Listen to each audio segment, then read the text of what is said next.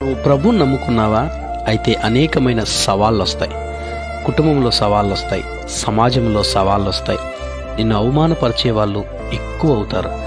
ఎందుకు అనంటే సాతాను దేవుని బిడ్డలను హింసించటానికే చూస్తుంది ఆది నుండి. దేవునితో ఎవరైతే కనెక్ట్ అవుతారో సాతానుకు నచ్చదు.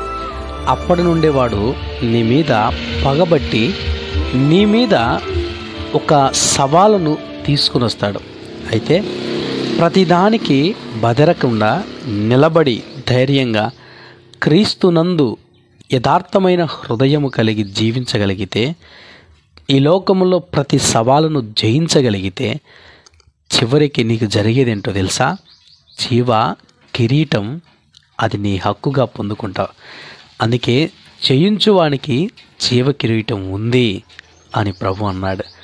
నిలబడు, సాతాన్ని ఎదిరించు, తప్పకుండా జయం.